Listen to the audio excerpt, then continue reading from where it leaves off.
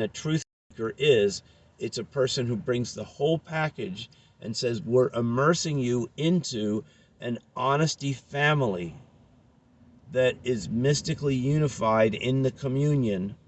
That is the new temple unity. That's the new mercy seat, the new Holy of Holies.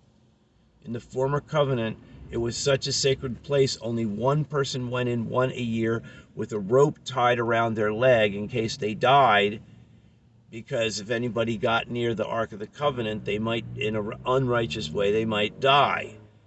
So this whole going into the mercy seat, the Holy of Holies, God's presence, is such an intense thing.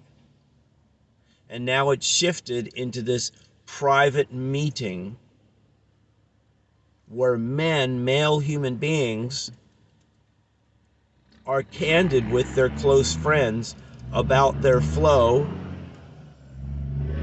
and about their natural urges, which is, one of the most important parts of love and maintenance in the family is the male form is irresistibly satisfied and comforted by stimulation.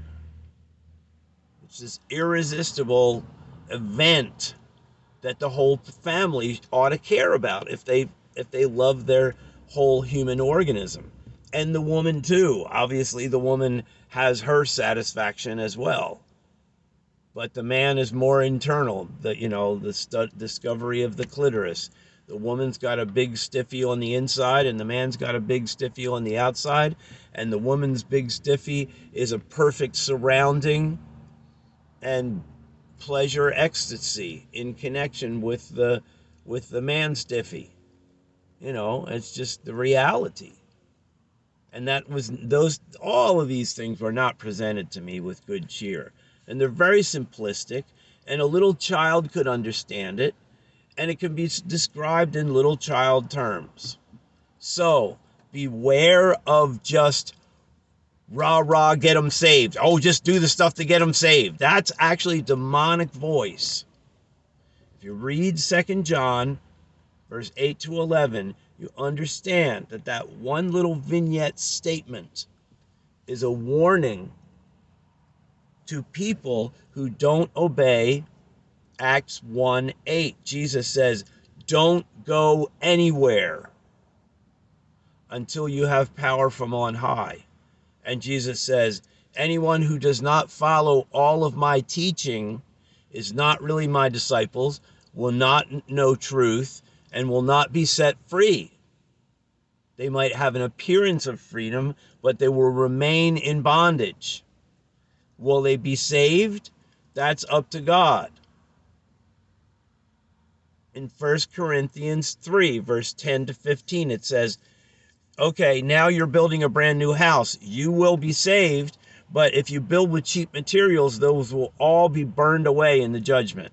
If you build with expensive materials, the things that take a lot of personal faith, courage, and risk, things that are uncomfortable, that's the building with silver, gold, and precious stones. Glory, glory, glory. Beware of rah-rah, get them saved, get them immersed in the Holy Spirit, and then move on type of mentality.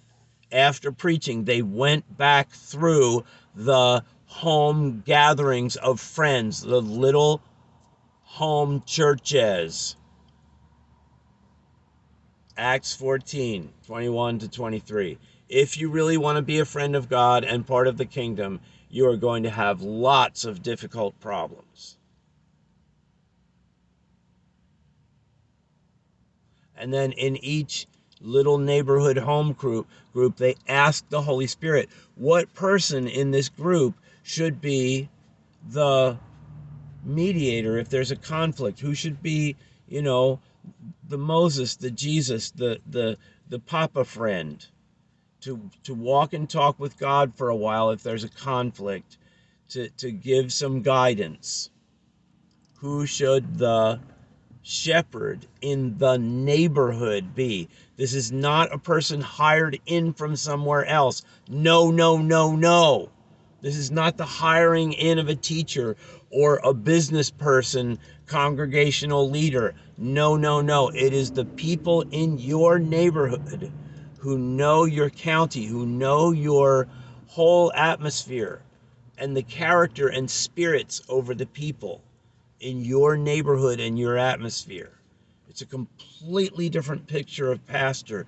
You have to ruin your idea and the word pastor in your tongue and re-understand what ecclesia is. You're used to church in the Constantinian political business model where you're setting up an organization and you're imposing the person over the organization as the business person director. A true shepherd of a true ecclesia is a person who can read people's souls and take a walk with them and guide them and give them behavioral modifications that will start out actual bad spirit beings and demons.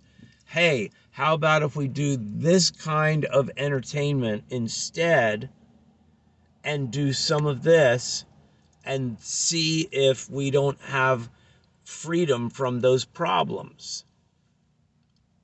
A shepherd is a person who is taking lots and lots and lots and lots of personal time with people's lives. A person who cares more about the individual troubles of the souls than the golf club ministry and the teaching schedule and the outreach schedule and et cetera, et cetera.